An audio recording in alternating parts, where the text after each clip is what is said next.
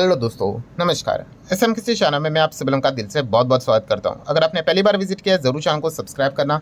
एक और चैनल है, आप सभी लोगों को पता है, फ्री स्टॉक मार्केट क्लासेस करके, इसको भी चाहो तो फॉलो कर सकते हो, सब्सक्राइब कर सकते हो। यहाँ पर भी बेल आइकन को हिट करके ऑल सिलेक्ट करना। और एक नहीं, अभी तो एक और चैनल भी है, आपको पता है, मतलब दो हो गए। यस, यहाँ पे हम लोग बात करें let's learn stock market and finance also, ये भी एक नया चैनल है, तो ज़रूर इसको भी सब्सक्राइब करके रख लेना। काफ़ी इंपॉर्टेंट चैनल है, इसमें भी आप लोग बहुत कुछ चीज़ें यहाँ पे सीख लोगे। तो ये 3 चैनल है, सभी को सब्सक्राइब करके बेल आइकन को हिट करना। तो चलिए स्टार्ट कर लेते हैं इस वीडियो को। एंड अभी हम आ चुके हैं डायरेक्टली हमारे नॉर्मल स्क्रीन के ऊपर। तो दोस्तों यहाँ पे हम बात करने वाले बहुत ही एक इंपॉर्टेंट टॉपिक के बारे में।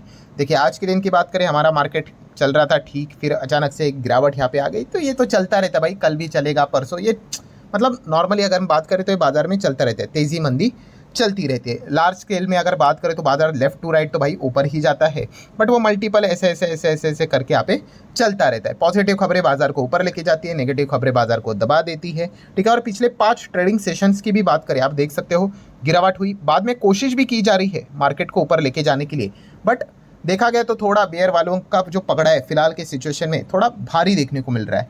मतलब अच्छी खबर आ भी गई है तो थोड़ा मतलब मुश्किल से मार्केट ऊपर जा रहा है, बाद में वापस नीचे आते हुए देखने को मिल रहा है। मतलब बाजार में तेजी टिक नहीं पा रही है। और सबसे बड़ा प्रॉब्लम क्या हो रहा है बाजार में, तो दोस्तों वो है लिक्विडिटी, ठीक है। बहुत ही सिंपल सा गणित है, अगर बाजार को ऊपर लेके जाना है तो क्या चाहिए कि लगातार पैसा बाजार में आना चाहिए। एंड सिर्फ जाना ही मतलब इंपॉर्टेंट नहीं होता है, उसी के साथ साथ टिकना भी इंपॉर्टेंट होता है। अगर वहाँ पे बाजार लगातार ऊपर जा रहा है मतलब बाजार में पैसा आ रहा है, बट अगर यहाँ पे लोगों ने पैसा निकालना स्टार्ट किया तो बाजार फटाफट फटाफट करके नीचे नीचे नीचे नीचे आ जाएगा, ठीक है। इसलिए तो हम लोगों ने देखा है कि पेनी स्टॉक कैसे होते हैं, ऐसा पैसा डाला कि पंप होते हैं, और बड़े प्लेयर क्या करते हैं, जब बहुत सारे बकरे आ जाते तो बेच देते और डंप कर देते हैं, ठीक है। तो बाजार की तेज़ी के लिए क्या चाहिए, इंपॉर्टेंट लिक्विडिटी चाहिए, बाजार में पैसा आना चाहिए और पैसा टिकना भी चाहिए। एंड रिसेंटली अगर बात करें तो लगातार फॉरेन इंस्टीट्यूशनल इन्वेस्टर सेल ही कर रहे हैं, आप देख सकते हो। अक्टूबर मंथ में तो भाई उन्होंने पूरा होली ही खेल लिया एक ही कलर से यार, वो है लाल रंग।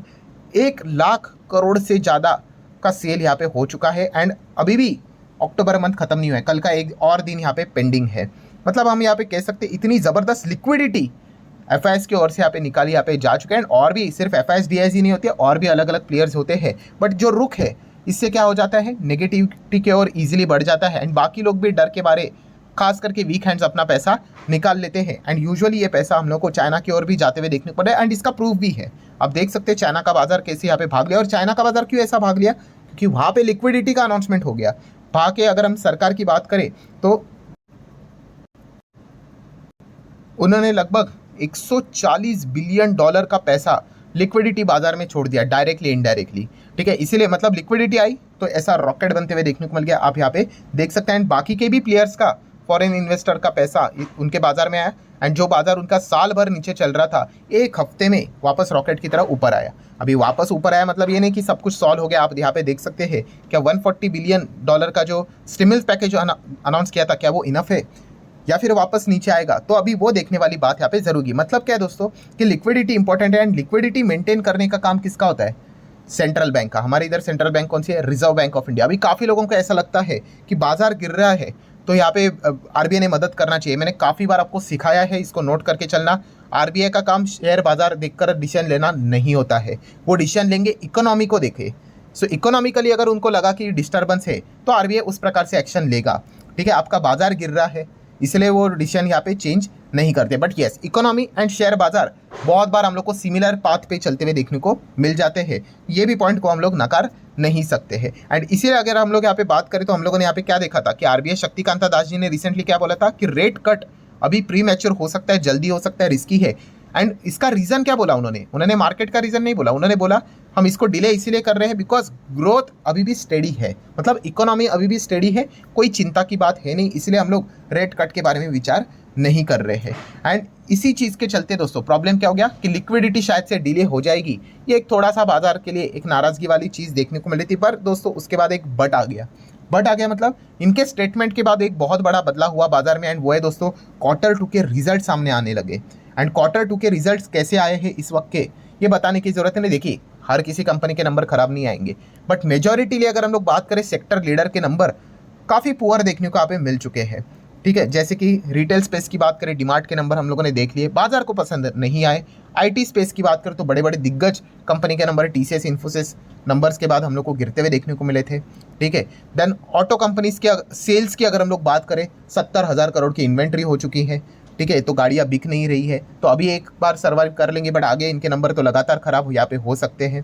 ठीक है, एचयूएल के नंबर्स के बाद गिरावट हम लोगों ने देख ली है। बड़े बड़े इंडेक्स के स्टॉक से रिलायंस का शेयर गिरते हुए देखने को यहाँ पे मिल गया। ठीक है, मैक्सिमम बैंक्स के एनपीए बढ़ते हुए देखने को मिले। मतलब इसके बाद हम यहाँ पे कह सकते हैं दोस्तों कि एक चीज़ें हम लोग को बदलते हुए देखने को यहाँ पे मिल रही है कि शायद से अभी यहाँ पे क्या हो रहा है, वही एक खबर हम लोग को जो कि रिपोर्ट के जरिए सामने आते हुए देखने को मिल रही है कि इंटरेस्ट रेट कट के बारे में अभी आरबीआई आने वाले अपने एमपीसी की बैठक में विचार यहाँ पे कर सकता है। यस, इसकी चर्चा हम लोग को स्टार्ट होते हुए देखने को मिल चुकी है। देखिए, एक्चुअल में जो मीटिंग है वो दिसंबर में है, तो अभी हम लोग कैसे बात करें तो रिपोर्ट के जरिए चर्चाएं हम लोग को देखने को यहाँ पे मिल जाती है। जैसे कि राउटर्स, यस दोस्तों, राउटर्स का पोल के हिसाब से हम लोग को देखने को मिल रहा है कि 6.50% का जो रेपो रेट है वो दिसंबर में 6.25 आ सकता है। मतलब 25 बेसिस पॉइंट का रेट कट एक्सपेक्ट किया जा रहा है। यस, यही खबर हम लोग को फिलहाल तो देखने को यहाँ पे मिल रही है। हाँ, उसके बाद की अगर हम लोग बात करें सेकेंड 25 बेसिस पॉइंट का रेट कट शायद से बहुत लंबे समय तक नहीं आएगा, ये भी एक्सपेक्ट यहाँ पे किया जा रहा है। बट यस, दिसंबर में शायद से एक छोटा रेट कट आरबीआई के द्वारा किया जा सकता है। इसकी पॉसिबिलिटी अभी हम लोग को काफ़ी ज़्यादा बढ़ती हुई देखने को मिल रहा है, स्पेसिफिकली Q2 के नंबर को देखने के बाद। हाँ, जीडीपी बहुत अच्छा नजर आ रहा है, बट जिस प्रकार के नंबर्स देखने को मिल रहे हैं बड़े कंपनीज के, उसके बाद शायद से ये फैसला लिया जा सकता है, ऐसी पॉसिबिलिटी बताई जा रही है। एंड अगर ऐसा हुआ तो बाजार में एक डायरेक्टली और इनडायरेक्टली काफ़ी अच्छी तरीके से लिक्विडिटी आते हुए देखने को मिल सकते हैं। डोमेस्टिक लेवल पे भी आ सकती है और ग्लोबल लेवल की भी अगर हम लोग बात करें, क्या पता फॉरेन इंस्टीट्यूशनल इन्वेस्टर वापस यहाँ पे थोड़ा पैसा डालना स्टार्ट कर दे, तो इसकी भी पॉसिबिलिटी हम लोग नकार नहीं कर सकते।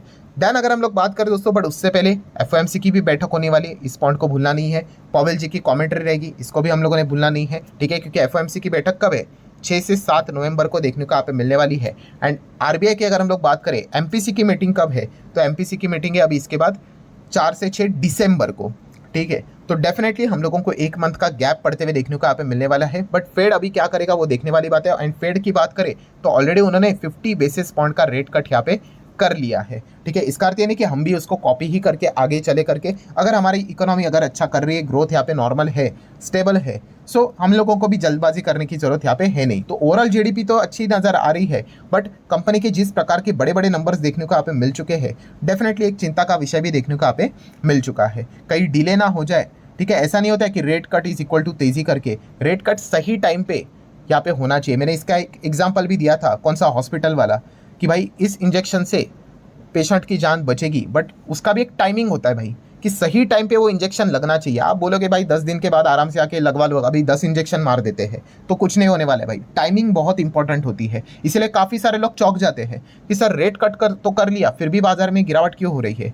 ठीक है, तो इसका अर्थ ये होता है कि इंजेक्शन लेट दे दिया है। 2008 में क्या हुआ था, 2007 में पहले तो कितने सारे रेट कट हुए थे, बट बाद में 2008 कोलैप्स हुआ था। क्यों? क्योंकि रेट कट जिस प्रकार से हुए थे और जिस प्रकार से डिसीजंस उन्होंने लिए थे, ठीक है, वो काफ़ी खराब डिसीजंस थे।